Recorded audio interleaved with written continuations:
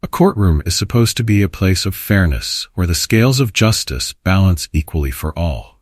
But what happens when the very system sworn to uphold equality is the one perpetuating injustice? On an ordinary morning in Charleston, a routine dispute over a parking ticket spiraled into a dramatic confrontation that would expose deeply rooted biases in the legal system. When Jasmine Harris, a seasoned federal prosecutor, stepped into Judge Douglas Hammond's courtroom, she wasn't prepared for what came next. A $500 fine for arriving 15 minutes late, a punishment far harsher than what other defendants, primarily white professionals, had received. But what the judge didn't realize was that Jasmine wasn't just any defendant. What unfolded next would leave the courtroom in stunned silence and ignite a movement for justice. Before we dive into this gripping story of courage and accountability, comment below with where you're watching from today. And if this story resonates with you, don't forget to hit subscribe so you won't miss more incredible stories like this one. The sun began its steady ascent over the skyline of Charleston, South Carolina, as Jasmine Harris's alarm blared at 6:30 a.m. She reached for it with practiced ease, silencing the noise before it could disrupt her mental checklist. Jasmine, a 35-year-old assistant federal prosecutor, was no stranger to early mornings. Her schedule often demanded long hours and meticulous preparation, qualities that had propelled her to the top of her class at Columbia Law School and earned her a coveted position in the U.S. Attorney's Office. Jasmine's one-bedroom apartment in the heart of Charleston reflected her organized nature. Neat stacks of case files adorned her home office desk, while her courtroom attire for the week hung crisply in her closet. Normally, her mornings were spent preparing for federal court hearings. But today was different. Today, Jasmine wasn't heading to the federal courthouse. She had a personal matter, a disputed parking ticket issued under questionable circumstances. She dressed casually, though still polished, opting for a navy blazer over a white blouse and black slacks. As she fastened a simple silver pin onto her lapel, she caught a glimpse of her reflection in the bathroom mirror. Her natural curls framed her face, which bore the confidence of someone who had navigated systemic barriers with grace and determination. "It's just a quick appearance," she muttered to herself, grabbing a banana and her stainless steel travel mug, brimming with coffee. She felt a pang of irony in needing to appear at the municipal court to dispute a ticket while regularly prosecuting high-stakes cases. Her black BMW, a recent reward to herself for successfully leading a high-profile corruption case, waited in her building's parking garage. The vehicle often attracted curious stares, as if a young black woman stepping out of such a car required explanation. Jasmine had grown used to these reactions, though they still lingered in the back of her mind. By 7:30 a.m., she was weaving through the slow-moving Charleston traffic, NPR playing softly in the background as the city began its Monday hustle. Jasmine rehearsed her argument for disputing the parking ticket, mentally replaying the details she had gathered. The ticket claimed she had parked in a no-parking zone, but contradictory signage and photos proved otherwise. As the clock struck 8:15 a.m., Jasmine's car's Bluetooth announced an incoming call. The display showed it was from her boss, U.S. Attorney Charles Bennett. "Good morning, Jasmine," his voice greeted her, calm but tinged with urgency. "Apologies for calling so early, but we've got a situation with the Miller human trafficking case. The defense just filed a last-minute motion, and it could jeopardize our strategy." Jasmine's pulse quickened. The Miller case was one of the largest trafficking cases in South Carolina's history, and she had been instrumental in building its prosecution. "Understood, sir," she replied, gripping the steering wheel. "What's the deadline for our response?" "The judge wants it by noon. I've sent the documents to your email. I need your analysis as soon as possible." Bookmark. Her mind raced. She had planned to arrive at the municipal court by 8:30 a.m., allowing ample time to locate the correct courtroom. Now, she needed to find a place to pull over, analyze the documents, and provide her boss with a coherent response before her 9 a.m. court appearance. Spotting a small cafe on the corner of a busy street, Jasmine quickly parked. She opened her laptop, tethering it to her phone's hotspot. The defense's arguments were dense and technical, requiring every ounce of her focus. Minutes slipped away as she jotted down counter-arguments, her fingers flying over the keyboard. Panic set in when she glanced that it was 8:50 a.m. The municipal court was still a 10-minute drive away, and parking could take another 5 minutes. Jasmine wrapped up her analysis, emailed it to her boss, and promised to provide further details later. As she navigated through the morning traffic, Jasmine forced herself to remain calm. She had never been late to court, a point of pride throughout her career. Yet she also understood the gravity of her role as a federal prosecutor. The Miller case involved lives hanging in the balance, and the urgency of the motion overshadowed her parking ticket dispute. At 9:10 a.m., Jasmine finally pulled into the municipal court's parking lot. She grabbed her case file and hurried up the courthouse steps. Her phone buzzed with a message from her boss. "Excellent work on the motion, Jasmine. Thank you for your quick response." She smiled briefly, finding solace in the knowledge that her delay had not been in vain. However, Jasmine had no idea that her tardiness would soon set off a chain of events revealing deeply entrenched biases in a system she had dedicated her life to serving. The courtroom of Judge Douglas Hammond awaited her. Known for his strict demeanor and rigid adherence to schedules, the judge presided over minor violations with an iron hand. As Jasmine entered, she braced herself for an encounter far from routine. Judge Douglas Hammond's courtroom was a study in control. At 63, with sharp features and a head of neatly combed gray hair, he had spent over 3 decades on the bench. Known for his unyielding adherence to punctuality, Hammond's courtroom functioned like clockwork. Defendants, lawyers, and clerks alike knew better than to disrupt his well-oiled system. The municipal courtroom, a modest space lined with wooden benches, was already bustling when Jasmine Harris stepped inside. About 20 people were seated, most appearing for minor infractions such as parking violations or speeding tickets. The atmosphere carried an air of quiet tension as defendants clutched paperwork and whispered nervously to one another. "All rise." The bailiff called promptly at 9 a.m. as Judge Hammond entered, his black robe flowing behind him. He nodded curtly to the courtroom, signaling the start of the session. The first few cases were dispatched swiftly, the judge's efficiency on full display. A man contesting a parking ticket was dismissed with a mild reprimand. A woman pleading for an extension on her fine received a brief but courteous nod of approval. Judge Hammond seemed every bit the impartial arbiter of the law. Then at 9:15 a.m., the courtroom door creaked open. Jasmine entered as quietly as she could, clutching her documents and scanning for the defendant's podium. The judge, however, noticed immediately. "Stop." Judge Hammond's voice cut through the proceedings, halting a middle-aged man mid-sentence as he defended his case. The judge's piercing gaze locked onto Jasmine. "You must be Miss Harris," he said, his tone sharp. "Scheduled for 9 a.m., correct?" "Yes, Your Honor," Jasmine replied, her voice calm but firm. "Then perhaps you can explain why you're late," Hammond continued, his voice rising slightly. "Do you believe your time is more valuable than this court's time?"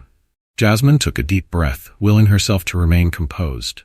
"Your Honor, I apologize for my tardiness. I was delayed by an urgent matter involving my duties as a federal prosecutor." Hammond raised a hand to silence her. "I've heard every excuse in the book, Miss Harris. Traffic, personal emergencies, none of it excuses disrespecting this courtroom by arriving late." The tension in the room was palpable. Jasmine noticed subtle shifts among the spectators. The young woman sitting on the second bench adjusted her watch, perhaps recalling that she, too, had arrived late without consequence. An older black man shook his head slightly, his expression one of weary familiarity. Jasmine stood at the podium, her posture upright and professional. She had faced aggressive defense attorneys and intimidating judges throughout her career. But the undertone of Judge Hammond's remarks was impossible to ignore. His disapproval seemed disproportionate, even personal. In contrast, Jasmine recalled seeing a white businessman arrive moments after her. That man had received only a polite request to sit quietly and wait his turn. "Your Honor," Jasmine began, choosing her words carefully, "if I may, I have evidence to present regarding my parking ticket." "You may not," Hammond interrupted, his voice cutting through her explanation. "In this courtroom, Punctuality is not a suggestion, it is a requirement. Perhaps a fine will help you understand that. Gasps rippled through the room.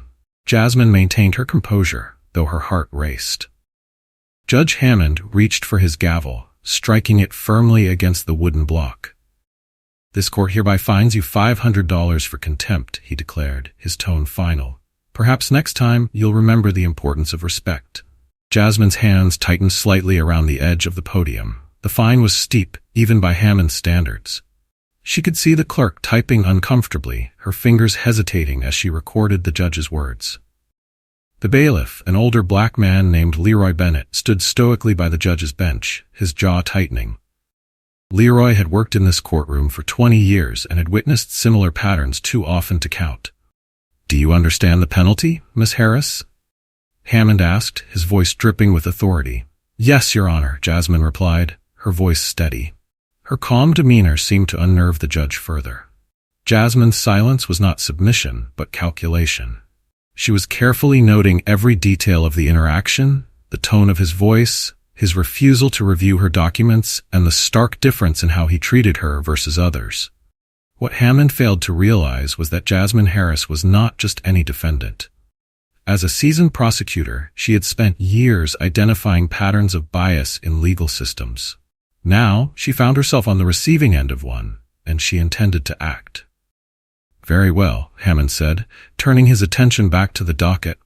"This matter is closed." But it wasn't. As Jasmine stood there, her mind raced. Should she let the moment pass, quietly pay the fine, and move on? Or should she confront the injustice unfolding in front of her? She reached into her briefcase, pulling out her credentials. The gold seal of the U.S. Department of Justice glinted in the sunlight streaming through the courtroom windows. "Your Honor," Jasmine began, her voice carrying a newfound weight. "Before we proceed to the next case, I believe there is something you should know." The courtroom fell silent as Jasmine raised her credentials for all to see. "My name is Jasmine Harris, Assistant U.S. Attorney for the Northern District of South Carolina," she announced, her voice resonating with quiet authority. The shift in the room was immediate. Judge Hammond froze, his hand mid-motion as he reached for the next file. For the first time, he truly looked at Jasmine, not just as a defendant, but as a professional equal. The bailiff's lips curved into the faintest hint of a smile. The spectators leaned forward in their seats, sensing the gravity of the moment. Jasmine continued, "My tardiness this morning was due to a federal case involving human trafficking, one of the most significant prosecutions in this district. I have written confirmation from the U.S. Attorney's Office if the court requires it." The weight of her words hung in the air. Judge Hammond's face flushed, his earlier confidence visibly faltering. "Miss Harris," he stammered, "had I known—" "With respect, Your Honor," Jasmine interrupted, her tone firm but respectful. "My position should not matter. What matters is the equal application of justice." In that moment, the courtroom transformed from a scene of control to a stage for reckoning. A heavy silence filled the courtroom as Jasmine Harris stood tall at the podium, her credentials resting prominently in her hand. The sunlight streaming through the tall windows seemed to illuminate her presence, casting an almost theatrical spotlight on the moment. Judge Douglas Hammond, a man accustomed to unquestioned authority, now appeared visibly unsettled. His previous confidence had evaporated, replaced by a flicker of uncertainty. He adjusted his glasses, shuffling papers in a futile attempt to regain composure.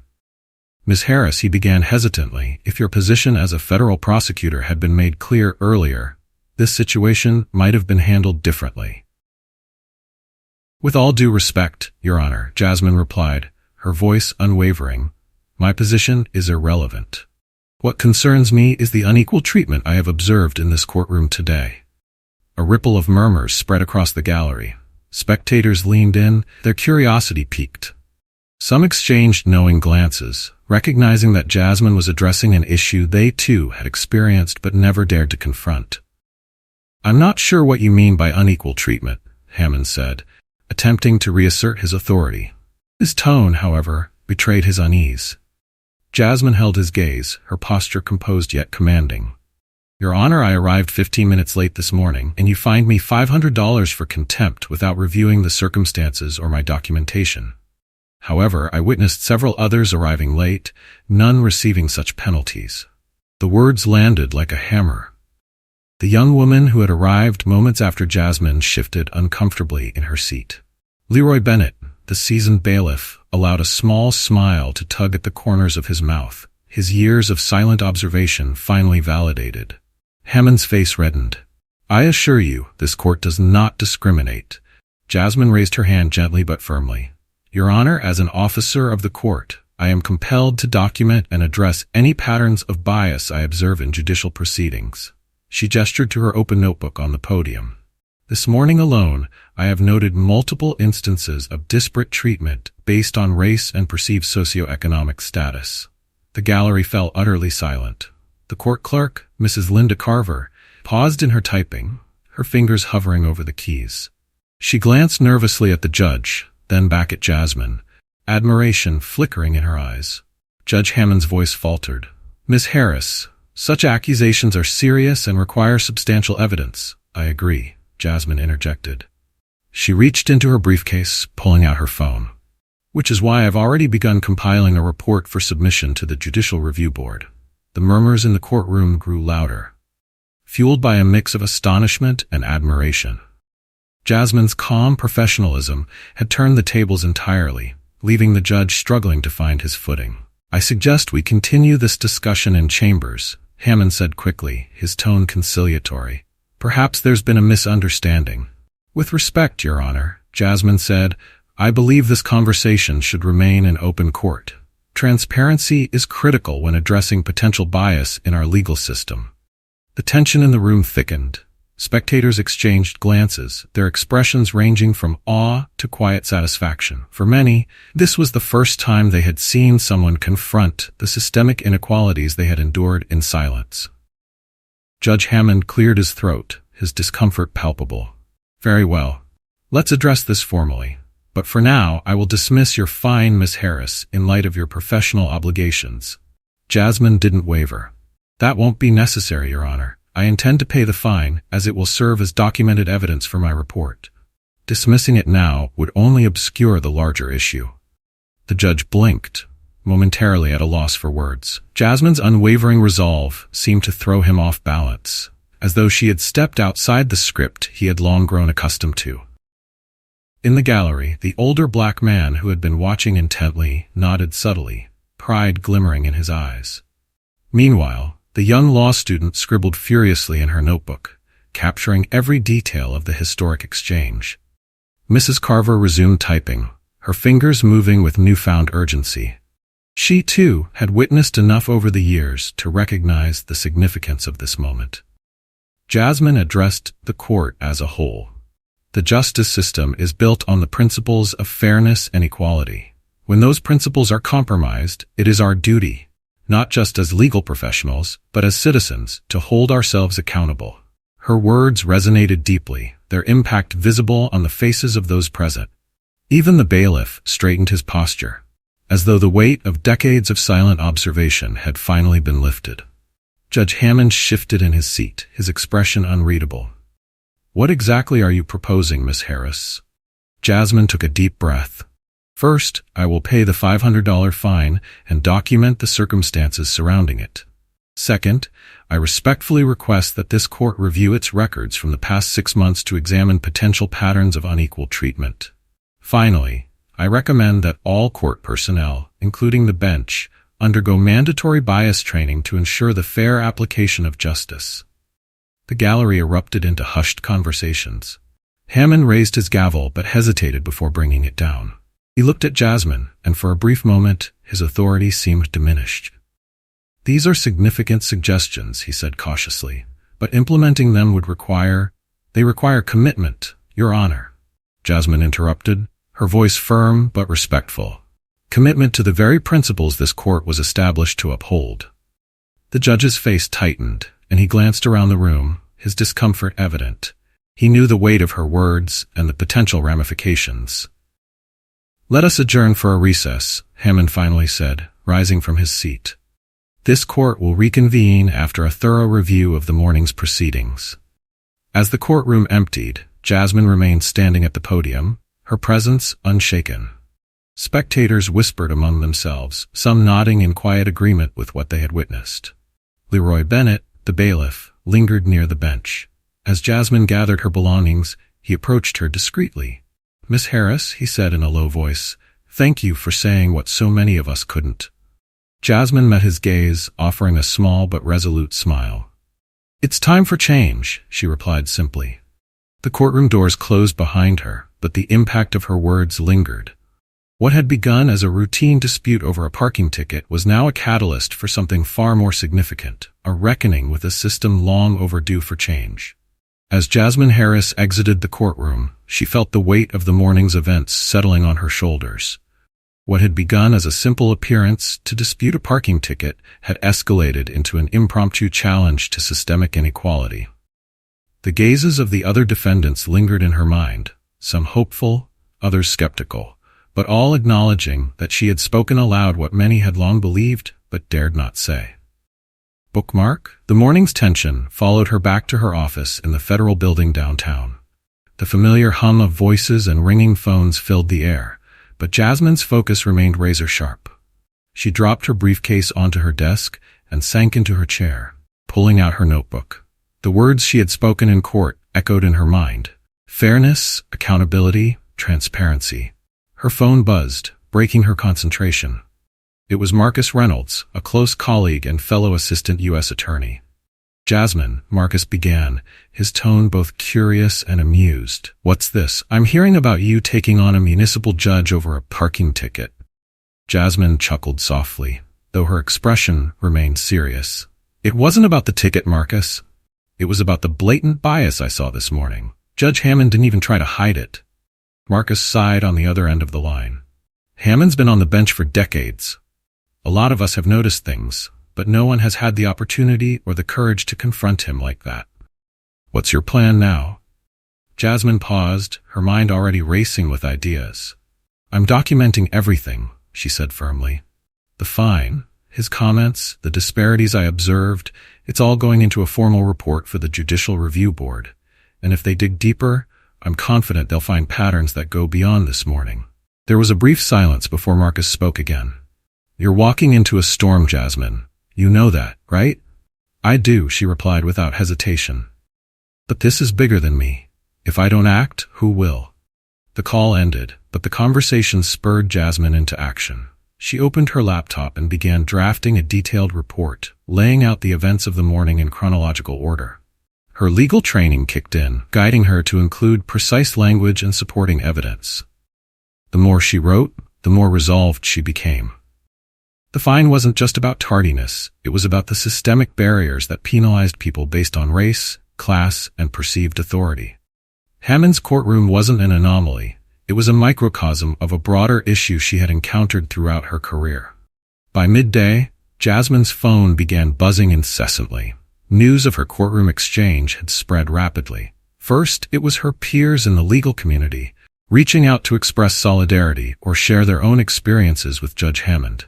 Then came calls from civil rights organizations and local activists, eager to amplify her voice. One message stood out. A text from a young black attorney named Rachel Morgan. "Thank you for standing up today. I've been in Hammond's courtroom too many times to count, and what you did gives the rest of us hope." Jasmine read the text twice, her chest tightening. She thought of all the defendants who lacked the resources or knowledge to challenge systemic bias, who had no choice but to accept unfair fines or treatment without question. By late afternoon, the story had reached Charleston's legal grapevine. A law student who had been present in the courtroom tweeted about the incident, and the post quickly gained traction. "Saw a federal prosecutor confront Judge Hammond today over racial bias in court. This is the kind of leadership we need in the justice system." Within hours, local news outlets picked up the thread. Reporters began calling the municipal courthouse, seeking statements about the morning's events. Judge Hammond declined to comment, but the courthouse staff could feel the mounting pressure. Linda Carver, the court clerk, quietly pulled a slim notebook from her desk drawer. She flipped through pages filled with dates, names, and details of similar incidents she had witnessed over the years. Each note told a story of disproportionate fines, dismissive remarks, or harsher treatment toward defendants of color. For years, Linda had kept this record to herself, unsure of what to do with it, or whether anyone would care. But now, inspired by Jasmine's courage, she resolved to share her observations with the Judicial Review Board. Meanwhile, Leroy Bennett, the bailiff, fielded whispered questions from his colleagues. "Did you see what happened?" one officer asked him. "What's going to come of it?" Leroy shrugged, though his expression was thoughtful. "Something's changing," he said simply. Back in her office, Jasmine's inbox filled with emails. Some were messages of support, others detailed personal accounts of unequal treatment in Charleston's municipal courts. Each story added fuel to her growing sense of responsibility. That evening, as the sun dipped below the horizon, Jasmine received a call from a reporter with the local news station. "Ms. Harris," the reporter began, "we've heard about your exchange with Judge Hammond this morning. Would you be willing to share your perspective on what happened?" Jasmine hesitated. She knew the risks of speaking publicly. As a federal prosecutor, her words carried weight, and any misstep could jeopardize her credibility. But she also knew the importance of shining a light on injustice. After a moment, she replied, "I can't discuss the specifics of the case, but I will say this. Every person who enters a courtroom deserves to be treated with dignity and fairness, regardless of their background. When those principles are compromised, we must hold ourselves accountable as a system." The reporter thanked her, and the call ended. Jasmine leaned back in her chair, exhaling deeply. She knew the battle ahead would be arduous, but the day's events had confirmed that change was possible, and it often began with one person willing to stand up. As the city buzzed with whispers of the morning's confrontation, Jasmine prepared herself for the next step. The fight was just beginning, and she was ready. The following morning, Charleston buzzed with conversations about the events in Judge Hammond's courtroom. For Jasmine Harris, the day began much like the last, with a steaming mug of coffee and a stack of files waiting on her desk. But this time, her inbox overflowed with messages from colleagues, local attorneys, and even strangers. The story of her confrontation had gained momentum. Civil rights advocates, community leaders, and journalists all wanted her perspective. Jasmine sifted through the messages, pausing at one from a retired judge she deeply respected, Daniel Porter. "Jasmine," the email read, "you've stepped into a firestorm, but it's one this system desperately needs. Let me know how I can support you." She smiled faintly, reassured by his encouragement. Yet, she knew that this wasn't just about her anymore. The spotlight had shifted from her personal experience to the systemic flaws it illuminated. Meanwhile, Judge Hammond's chambers were far from quiet. The courthouse staff buzzed with tension as word of Jasmine's claims reached the Judicial Review Board. A formal inquiry had not yet been announced, but the pressure on Hammond was mounting. Inside his office, Hammond paced the room, his mind racing. For years he had operated with unquestioned authority, believing himself to be fair. Yet, Jasmine's public challenge had cast a shadow over his record. He replayed her words in his mind. "My position should not matter. What matters is the equal application of justice." The phone on his desk buzzed. It was a call from his longtime clerk, Linda Carver. "Judge Hammond," she began, her voice measured, "I thought you should know that I've been contacted by several attorneys who witnessed yesterday's session. They're raising concerns about the disparities Jasmine Harris highlighted." "What kind of concerns?" Hammond asked sharply. Linda hesitated before responding. "Concerns about bias, Judge. They're questioning the fairness of your rulings over the years." Hammond gritted his teeth. "Thank you, Linda. That will be all for now." As he ended the call, Hammond felt a creeping unease. For the first time in his career, his authority was under scrutiny. Across town, Jasmine attended a scheduled meeting with her office team to discuss the Miller human trafficking case. The case's gravity demanded her full attention, yet the morning's proceedings repeatedly resurfaced in her mind. During a brief break, her colleague Marcus approached her with a local newspaper in hand. "Have you seen this?" he asked, placing the paper on her desk. The headline read, "Federal Prosecutor Challenges Municipal Judge Over Alleged Bias." Below it was a photo of Jasmine standing at the podium, her credentials visible. "They're not wrong," Jasmine said with a small shrug. Marcus nodded. "No, they're not. But this puts a lot of eyes on you, Jasmine. The community's watching, and so is the system." Jasmine leaned back in her chair, contemplating his words.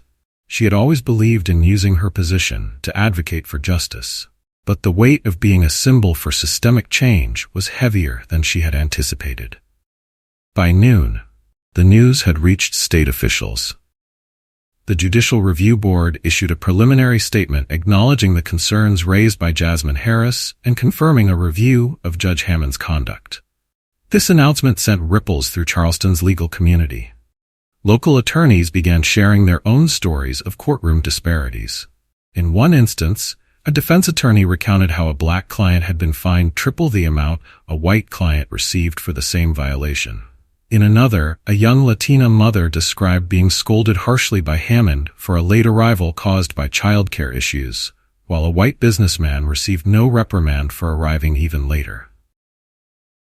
Bookmark. Go back. These stories began to converge into a damning narrative, painting a picture of systemic bias that stretched far beyond a single morning. Back at the courthouse, Linda Carver sat at her desk, poring over her personal notebook. Each entry detailed moments she had found troubling but had been too afraid to report. She knew the risks of coming forward, but Jasmine's actions had given her courage. That afternoon, she emailed the Judicial Review Board, attaching scans of her notebook pages. Her message was brief but powerful. "These are my observations over the past 12 years in Judge Hammond's courtroom. I hope they can assist in your review." Linda hit send and exhaled deeply. For the first time, she felt a small glimmer of relief.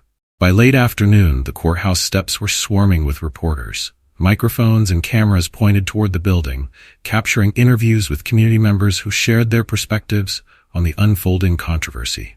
Michael Chen, a reporter from Charleston's Channel 5 News, stood before the cameras. Sources inside the courthouse confirm that a federal prosecutor's challenge to Judge Hammond has sparked a broader investigation into claims of bias in municipal court. This case is quickly becoming a catalyst for conversations about systemic inequality in the legal system. As the broadcast aired, social media erupted. The hashtags Equal Justice and Accountability in Court began trending locally, with users sharing their own stories of courtroom disparities. One post read, "I was in Hammond's court last year. Got fined $300 for a parking ticket I couldn't afford. My white coworker got a warning for the same thing. Glad someone's finally saying something." Another user shared, "Jasmine Harris is a hero. We need more people in the system willing to stand up for fairness." Jasmine sat in her office late into the evening, reading through the messages flooding her inbox. Each story strengthened her resolve, but it also deepened her understanding of the magnitude of the problem. Her assistant knocked gently on the door, holding a stack of printed reports. "These are some of the case records people have sent in," she said. "There's a clear pattern here." Jasmine flipped through the pages, her stomach tightening at the disparities laid bare in black and white. She knew what needed to be done next. "This isn't just about Hammond," she said quietly. "It's about the whole system." She closed the file and picked up her pen, jotting down notes for a plan to take the fight further. The groundwork had been laid, and the tide was turning, but the real battle was just beginning. The wave of public attention and outrage had turned Jasmine Harris's small act of defiance into a movement. The Judicial Review Board officially announced an inquiry into Judge Hammond's courtroom practices, marking the first formal investigation into his 30-year career. The news swept through Charleston like wildfire. Every corner of the city seemed abuzz with discussions of fairness and accountability in the justice system. Community leaders began organizing forums to share stories and propose reforms, while legal professionals braced for what could become a precedent-setting case. In Judge Hammond's chambers, the pressure was mounting. Stacks of case files accumulated on his desk as his staff scrambled to prepare documentation requested by the review board. Hammond himself looked worn, his usual composed demeanor replaced by visible unease. Linda Carver, his longtime clerk, entered the room cautiously, holding a folder. "Judge," she began hesitantly, I've been asked to provide the last 6 months of fine records and case rulings. Hammond looked up sharply. Who asked for them? The review board, Linda replied, her voice steady despite the tension. They're looking for any patterns that may align with Ms. Harris's allegations. Hammond sighed heavily, his gaze falling to the floor. I've always prided myself on fairness, he muttered, almost to himself.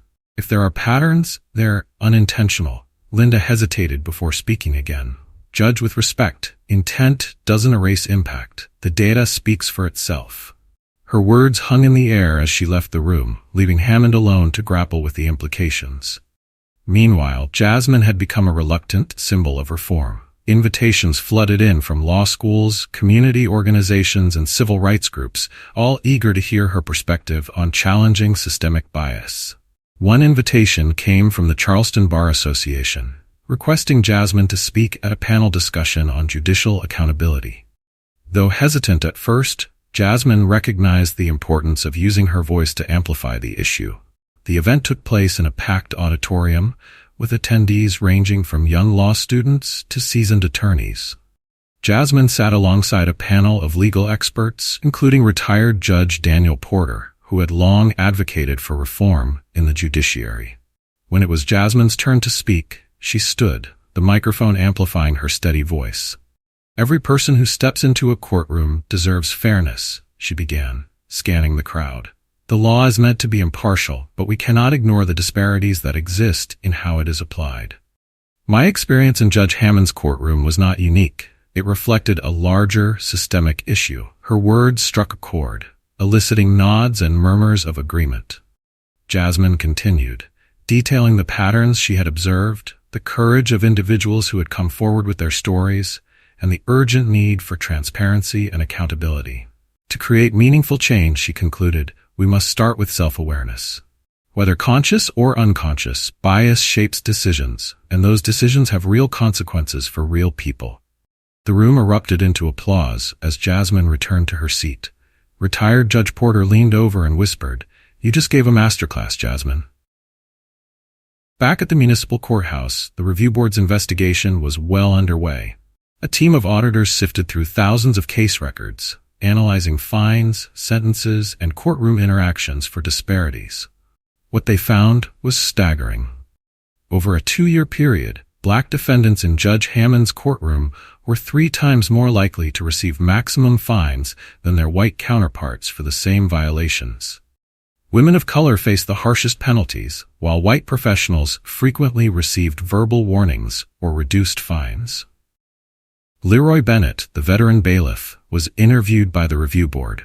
He shared observations from his 20 years of service in Hammond's courtroom, describing moments that had troubled him deeply. "There were times I wanted to speak up," Leroy admitted, "but I didn't think it would make a difference. Seeing what Ms. Harris did, that's the courage we've needed for a long time." Linda Carver's notebook became a critical piece of evidence.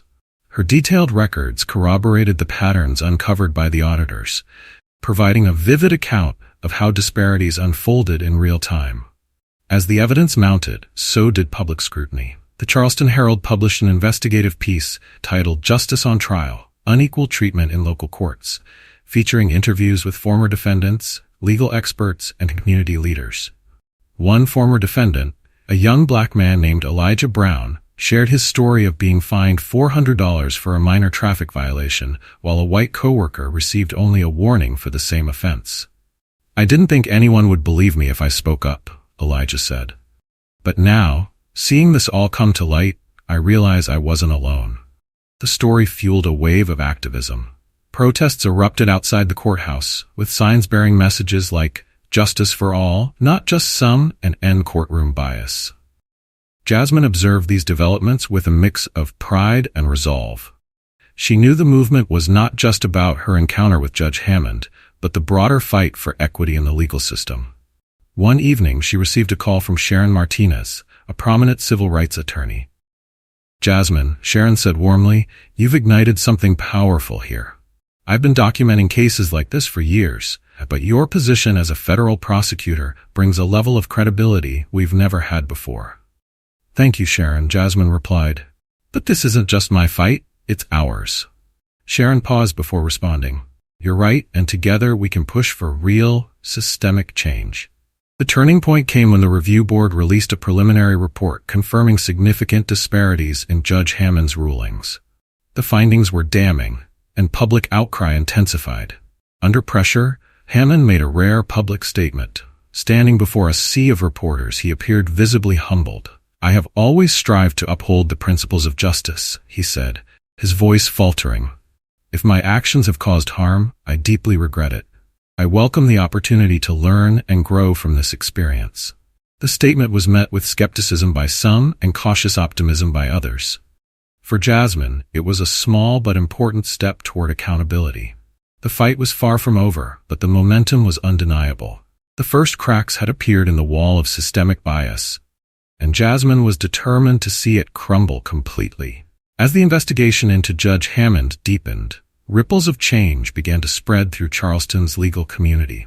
However, the inquiry revealed more than just bias in Hammond's courtroom. It exposed a broader, systemic issue that stretched far beyond one judge. One afternoon, Jasmine Harris received an unexpected call from Linda Carver, Hammond's longtime clerk. Linda's voice trembled slightly as she spoke. Miss Harris, I think you need to see something, Linda said, pausing as though weighing her decision. There are patterns not just in Judge Hammond's rulings, but across several other courtrooms in the district. Jasmine straightened in her chair. What kind of patterns, Linda? Similar to what you uncovered, Linda replied. Disparities in fines, harsher treatment for minority defendants, leniency for others. I've started cross-referencing records from neighboring courts. It's troubling. Jasmine felt a chill run down her spine. She had suspected that Hammond's actions were part of a larger problem, but hearing it confirmed added a new layer of urgency. Send me what you have, Jasmine said firmly. This goes beyond Hammond. It's about the entire system. The data Linda provided was damning. It revealed that minority defendants across multiple courtrooms were consistently penalized more harshly than their white counterparts. The discrepancies spanned fines, sentencing durations, and the language used in court proceedings. For Jasmine, this secondary revelation felt like both a validation and a burden. It proved that the problem wasn't isolated, but it also expanded the scope of the fight she had begun. She contacted Marcus Reynolds, her trusted colleague, to share the findings. This is bigger than we thought, Jasmine said, forwarding him the files. We're looking at a systemic pattern of bias across the district. Marcus whistled softly as he scanned the data. This isn't just a few bad actors, Jasmine. This is an institutional issue. Have you thought about how to address it? Jasmine nodded. We need a comprehensive review. Every judge, every ruling, every fine. And we need a coalition of voices to demand it. As Jasmine prepared to take the issue public, she was blindsided by another surprise. Late one evening, she received an anonymous email titled Internal Memo, for your eyes only. The message contained an attachment, a leaked internal document from the Judicial Oversight Office. The memo detailed how complaints of bias in the district's courts had been routinely dismissed or ignored over the past decade. Jasmine's hands shook slightly as she read the memo. It listed specific examples of complaints filed by defendants and attorneys, along with notes from oversight officials dismissing them as unsubstantiated or not warranting further review. One case stood out. A defense attorney had filed a formal complaint after her black client received the maximum penalty for a traffic violation, while a white defendant with the same violation was given community service. The complaint had been marked as closed without action. Jasmine sat back in her chair, the weight of the revelation sinking in. The system wasn't just flawed. It had actively shielded those perpetuating its inequities. The following day, Jasmine shared the memo with a civil rights attorney, Sharon Martinez. This changes everything, Sharon said, her voice filled with resolve. The fact that these complaints were ignored shows a pattern of collaboration. We can't just focus on the judges, we need to hold the Oversight Office accountable too. Together, they strategized a multi-pronged approach. Sharon would lead a coalition of civil rights organizations to demand an independent investigation into the Oversight Office, while Jasmine continued to push for judicial reforms. As the movement gained traction, the public outcry reached new heights. Protests outside the courthouse grew more extensive, with chants of "justice delayed is justice denied" echoing through the streets. Community leaders called for mandatory bias training for all court personnel and a review of every case impacted by discriminatory rulings. Linda Carver found herself at the center of a growing storm inside the courthouse. Other clerks began coming forward, inspired by her courage. They shared their observations of biased practices in their courtrooms, adding to the mounting evidence of systemic inequality. One clerk, a young woman named Maria Lopez, recounted how she had been instructed to prioritize cases involving white professionals over minority defendants. "I knew it wasn't right," Maria said tearfully during an interview with the review board, "but I was afraid to speak up. I didn't want to lose my job."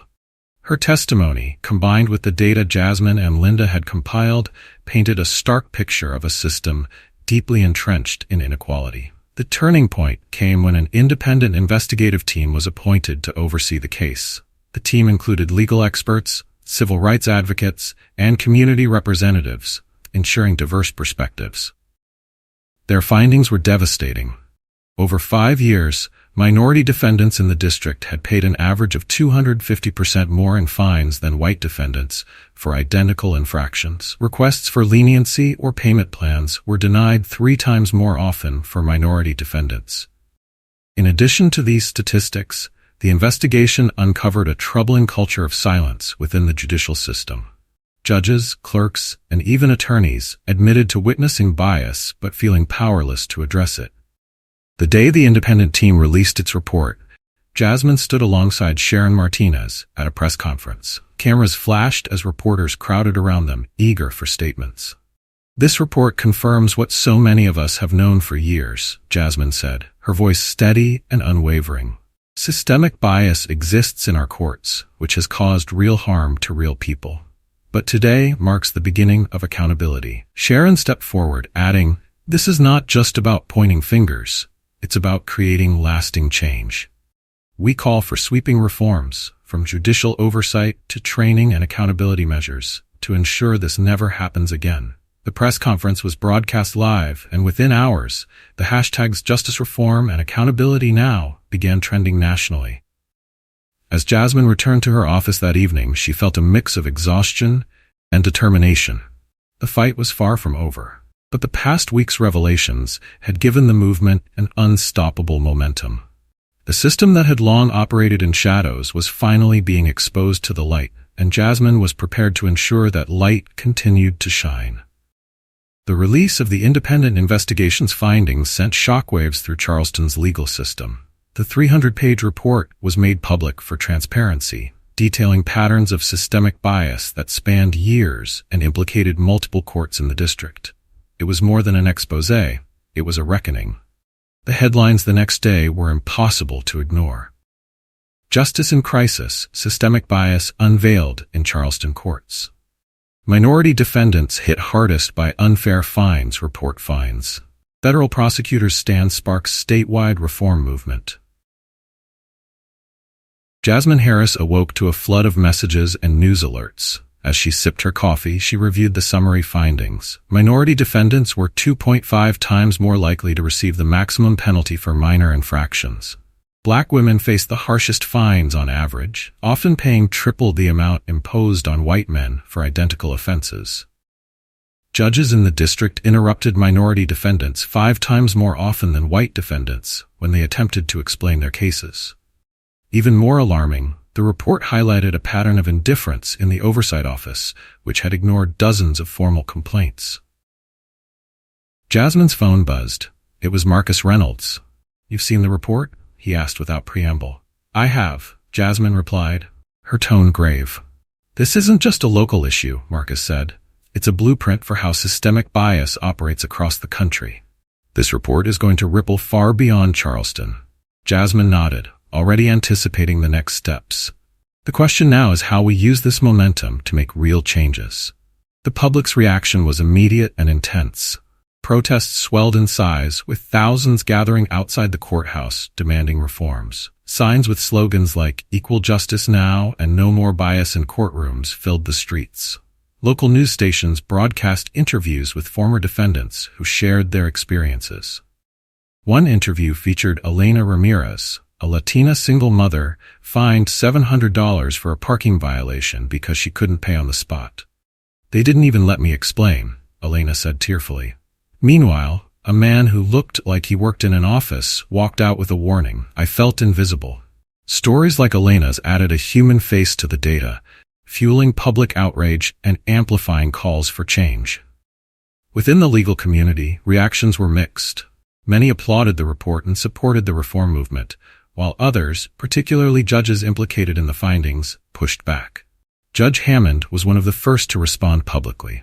Standing before reporters outside his home, he read a prepared statement. "I accept the investigation findings and take full responsibility for my actions," Hammond said, his voice strained.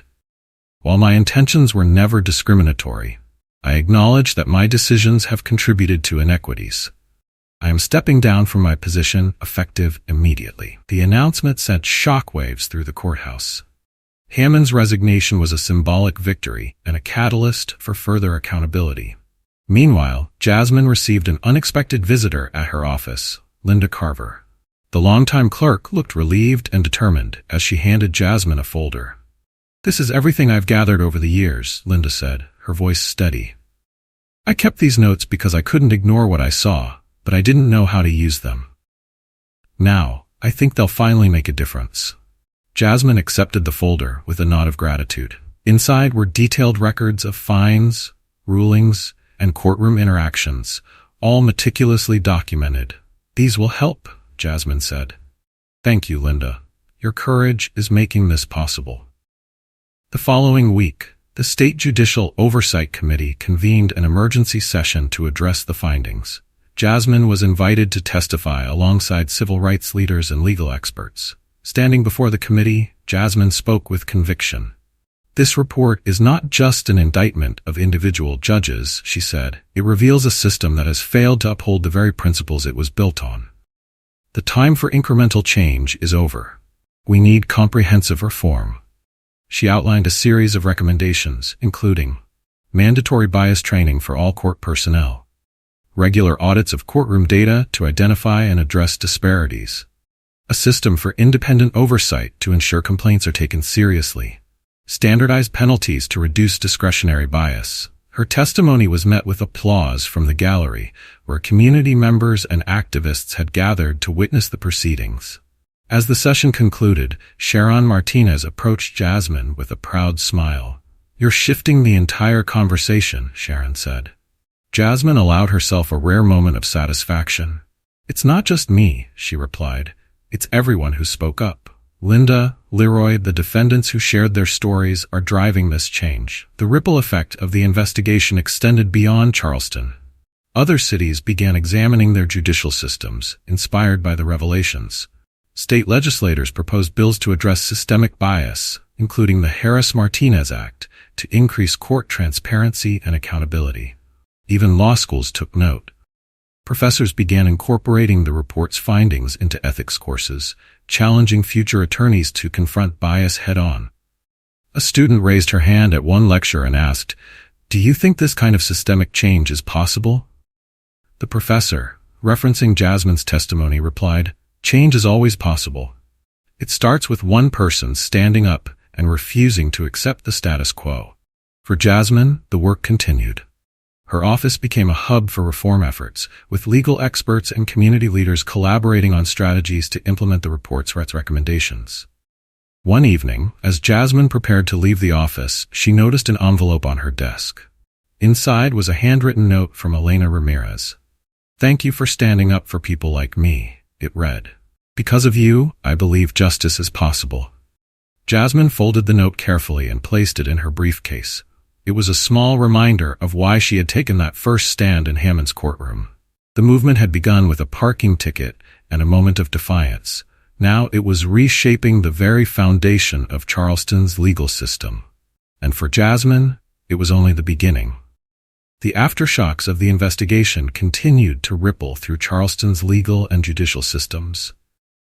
In the months following the release of the damning report, The State Judicial Oversight Committee enacted sweeping reforms to address systemic bias. These changes were both immediate and far-reaching, with implications that stretched beyond the city's borders. Among the most significant outcomes was the establishment of the Judicial Equity and Accountability Task Force, an independent body tasked with monitoring courtroom practices across the state. The task force was empowered to review case records, conduct surprise audits, and investigate bias complaints without interference. Jasmine Harris and civil rights attorney Sharon Martinez were asked to serve as advisors to the task force. Although Jasmine initially hesitated, her duties as a federal prosecutor already demanded much of her time, and she eventually agreed. "This isn't just about overseeing reforms," Jasmine explained to Marcus Reynolds during one of their late-night strategy sessions. "It's about ensuring the next generation doesn't have to fight the same battles we did." Meanwhile, the fallout for those implicated in the investigation was swift. Judge Hammond's resignation marked the beginning of a reckoning within the judiciary. Several other judges who had exhibited similar patterns of bias were placed on administrative leave pending further review. Some opted to retire quietly, while others faced disciplinary hearings. One of the most controversial cases involved Judge Alan Covington, whose courtroom practices mirrored Hammond's.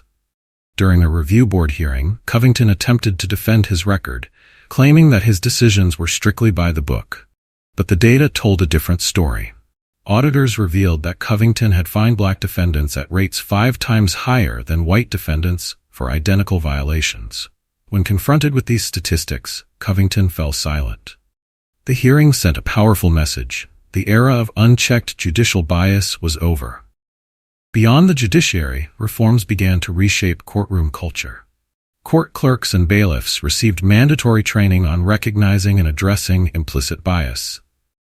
New protocols required judges to justify fines and sentences in writing, creating a paper trail that could be audited for inconsistencies. Linda Carver, the former clerk who had provided crucial evidence to the investigation, was appointed director of the new Court Monitoring and Data Integrity Program. In her role, she oversaw the collection and analysis of courtroom data to ensure compliance with the latest standards. "I never thought I'd have the chance to make a difference like this," Linda said during an interview with a local news outlet. "But now we're building a system that works for everyone, not just a privileged few." For Jasmine, the changes felt both monumental and personal. She had become the face of a movement she never intended to lead. And while the weight of that responsibility was often overwhelming, it was also deeply fulfilling. One afternoon, she visited Leroy Bennett, the veteran bailiff, in his office at the courthouse. "I heard you're heading the new training program for bailiffs," Jasmine said with a smile. Leroy chuckled. "They finally figured out we're more than just courtroom fixtures," he replied. "It's about time." Leroy's training sessions focused on empowering courtroom staff to speak up when they witnessed unfair treatment. "As the eyes and ears of the courtroom, it's our job to ensure justice is served fairly," Leroy told his first group of trainees. "If something doesn't feel right, say something. The days of staying silent are over." Despite the progress, the fight for justice was far from over. National media outlets picked up the story, framing Charleston's reforms as a potential model for other cities grappling with systemic bias. However, there was pushback from some corners of the legal community, with critics arguing that the new measures placed unnecessary burdens on judges and staff. Jasmine addressed these criticisms during a televised panel discussion. "Accountability isn't a burden," she said firmly. "It's a responsibility. If we're serious about upholding the principles of justice, we must hold ourselves to the highest standard." Her words resonated with viewers, many of whom shared their own experiences of bias in the legal system on social media. The hashtags Justice for All and End Bias in Courtrooms trended nationwide, reigniting conversations about equity in the justice system. Amid the public discourse, Jasmine remained focused on her work as a federal prosecutor. The Miller human trafficking case, which had been the catalyst for her delayed arrival at Judge Hammond's courtroom months earlier, was now entering its final stages. Jasmine's dedication to the case was unwavering, and her team worked tirelessly to secure a conviction. On the day of the verdict, Jasmine stood in the federal courthouse, watching as the jury delivered a guilty verdict against the trafficking ring's leader. As the courtroom emptied, Marcus approached her with a proud smile. "You did it," he said simply. Jasmine nodded, feeling a rare moment of satisfaction. The fight for justice, in all its forms, was worth every sacrifice. Months later, Jasmine was invited to speak at the dedication ceremony for the newly established Center for Judicial Equity and Reform, a training institute designed to educate judges, attorneys, and court staff on combating bias. Standing before a crowd of legal professionals, activists, and community members, Jasmine reflected on the journey that had brought them to this moment. "This movement began with one voice," she said, "but it grew because so many others dared to speak up.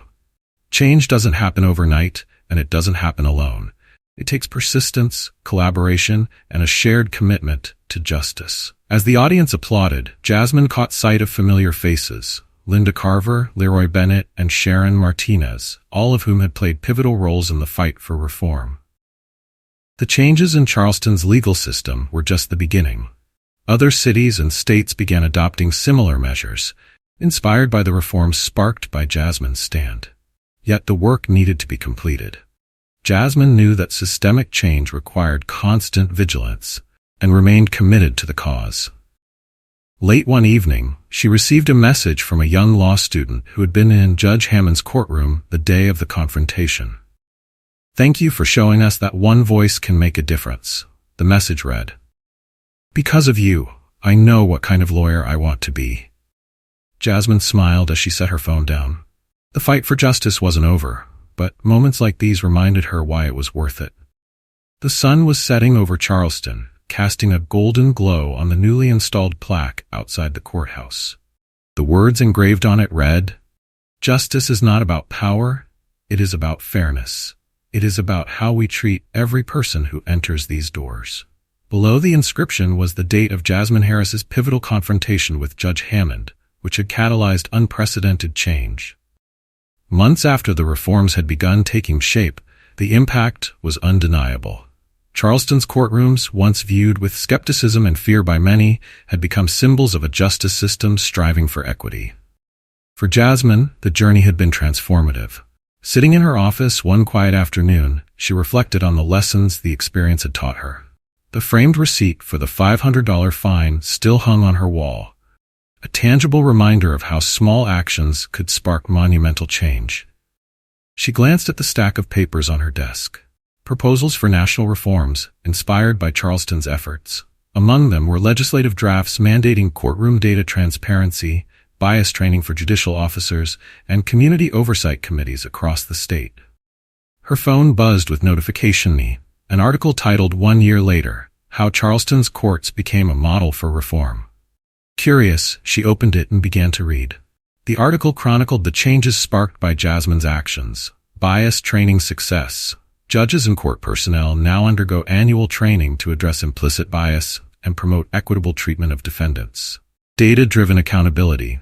Court records were reviewed quarterly to ensure fines, sentences, and rulings showed no evidence of bias. Community involvement. Oversight committees, composed of legal experts and residents, had been established to monitor courtroom practices.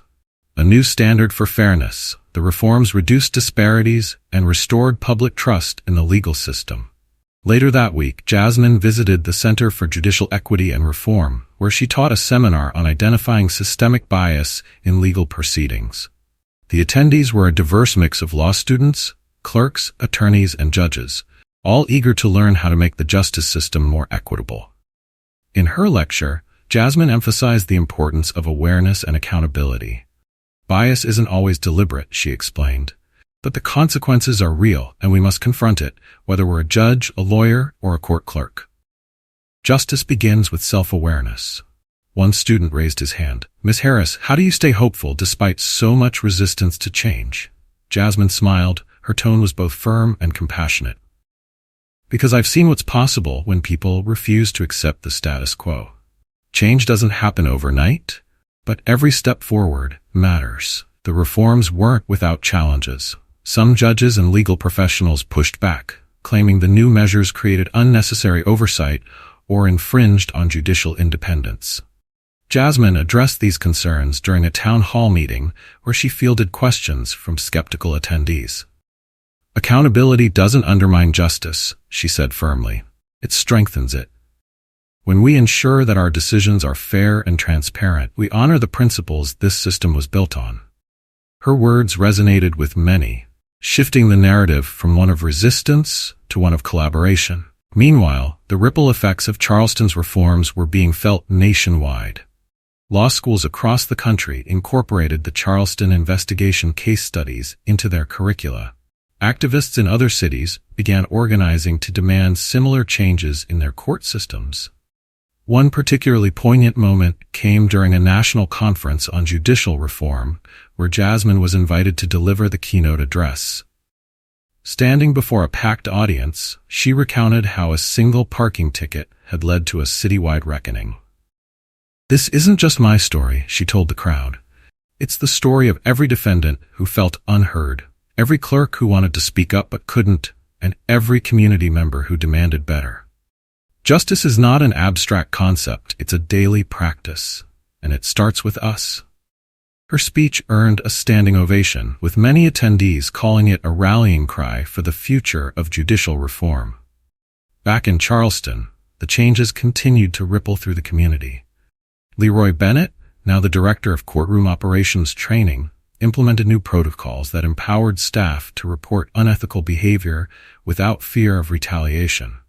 Linda Carver's data monitoring program became a model for other districts, proving that transparency was achievable and transformative. Sharon Martinez, who had become a close ally of Jasmine's, began leading workshops on community advocacy, teaching residents how to hold their local courts accountable.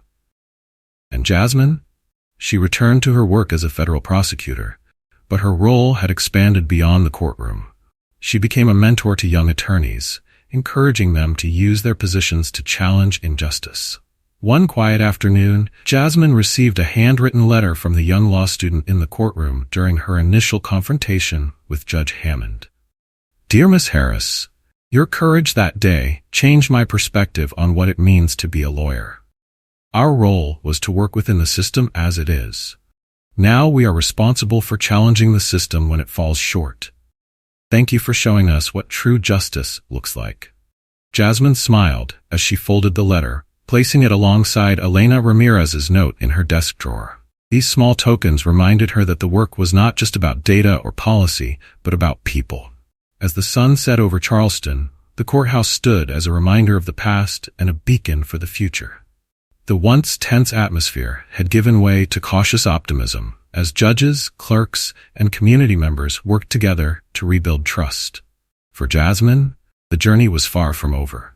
There would always be new challenges, new barriers to break down, and new voices to amplify. But as she prepared for the next phase of her work, one thing was sure. Pursuing justice was worth every step. Justice wasn't just a destination, it was a journey. And Jasmine Harris was determined to see it through. The story of Jasmine Harris isn't just about one person's courage. It's a powerful reminder of the profound impact that standing up for justice can have. What began as a routine appearance in a municipal courtroom evolved into a sweeping call for reform, exposing systemic bias and inspiring change on a scale few could have imagined. Jasmine's determination to challenge unfair treatment highlighted the importance of accountability and vigilance in safeguarding equality under the law. This story speaks to the struggles faced by many who have felt silenced or ignored by systems meant to protect them. It shows us that even the most minor acts, like questioning a parking fine, can create ripples that turn into waves of change. Jasmine's journey proves that change begins with awareness and grows through collective action. Her resilience, paired with the courage of others like Linda Carver and Leroy Bennett, is a testament to the power of unity in the fight for justice. The lessons from this story are clear. Intentional or unconscious bias has real consequences. Our responsibility, whether as individuals or institutions, is to confront these inequities and work towards a more just system for everyone. Justice is not just a concept. We must actively pursue it in our actions, policies, and everyday lives. If this story moves you, we would love to hear your thoughts. Did you find it inspiring? If you thought the story was good, comment with a 1. If you thought it was terrific, comment with a 2. Do you have your own stories of confronting injustice or witnessing change? Share them with us in the comments below. Your voice matters, and your experiences can inspire others. Don't forget to subscribe to our channel so you won't miss more meaningful stories like this one. Let's keep the conversation going, because change begins with us. Together, we can make a difference.